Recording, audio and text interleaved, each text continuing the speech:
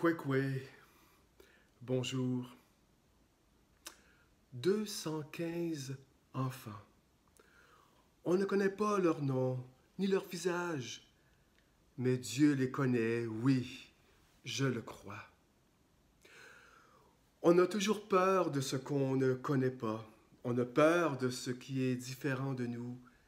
Si on a peur, il est important d'en parler à quelqu'un. Ça fait du bien. Et aussi à poser un geste concret.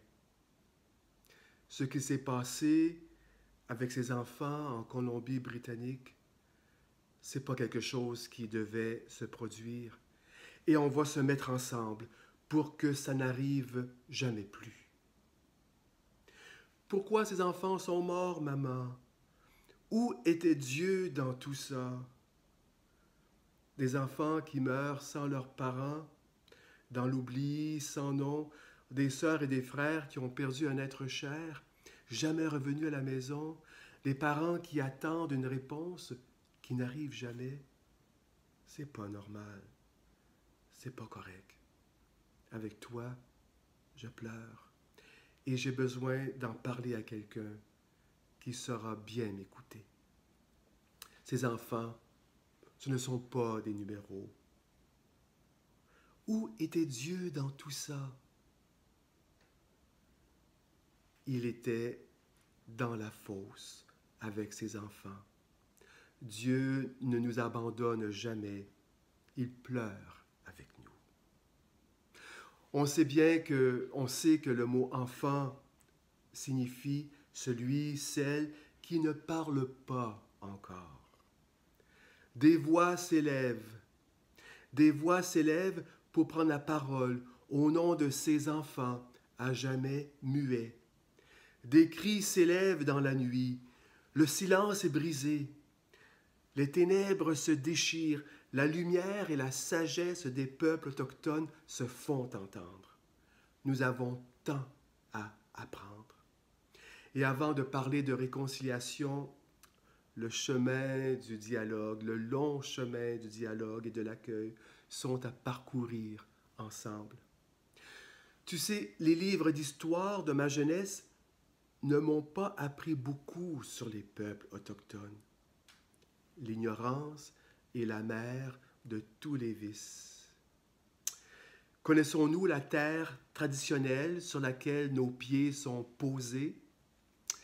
Nous voulons faire partie de tous ces Canadiens et Canadiennes qui veulent s'informer, apprendre et défendre et à se réconcilier avec les peuples autochtones de l'île de la Tortue, maintenant connue sous le nom de Canada. Et voici la réalité. Nous pouvons aimer le Canada et quand même reconnaître ses échecs. Nous pouvons aimer le Canada et vouloir que notre pays soit meilleur. Seigneur Jésus, toi, parole de Dieu, tu es venu comme un enfant. Et ta maman, Marie, t'a appris les mots pour parler de Dieu. Et durant ta vie d'adulte, tu as donné la parole à ceux et celles qu'on a voulu bâillonner. Aux muets, tu donnes la parole. Aux enfants, la première place. Sur la route d'Emmaüs, ce petit village près de Jérusalem, au soir du premier dimanche de Pâques, tu as rejoint 2 de tes disciples qui étaient tristes, bouleversés, brisés, révoltés.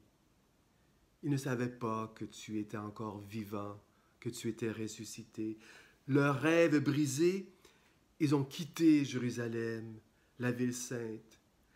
Toi, tu as pris le temps de les écouter, malgré leur aveuglement, devant la victoire, ta victoire sur la mort. Ils ne t'ont pas reconnu tout de suite. Trop souvent, la douleur est trop pénible. Toi, tu as pris le même rythme que tes 2 disciples. Tu les as écoutés sans jugement, en prenant le temps qu'il faut pour les comprendre. Tu savais que l'écoute est libératrice. Tu sais combien la parole peut libérer. Le silence nous emprisonne, la parole nous libère. Oui. Apprends-nous, Jésus, à nous écouter les uns les autres, à apprendre de nos expériences, même si parfois celle-ci peut parfois ébranler nos certitudes. Tu as marché avec tes 2 disciples sur la route d'Emmaüs, sans te presser, plein de compassion. Pas seulement de l'empathie, mais de la compassion qui donne le courage de marcher ensemble vers un monde meilleur. Apprends-nous à cultiver nos différences. C'est seulement ensemble, solidaires, que nous arriverons à la lumière, à la vérité. Apprends-nous à nous relever, à savoir pardonner pour guérir. Apprends-nous le sens de l'écoute, comme toi. Apprends-nous à voir en l'étranger un frère, une sœur. Apprends-nous les gestes et les paroles qui sauront guérir nos cœurs. Alors nous reprendrons ensemble la route pour découvrir de nouveaux horizons et à vivre en harmonie avec la mer, la terre.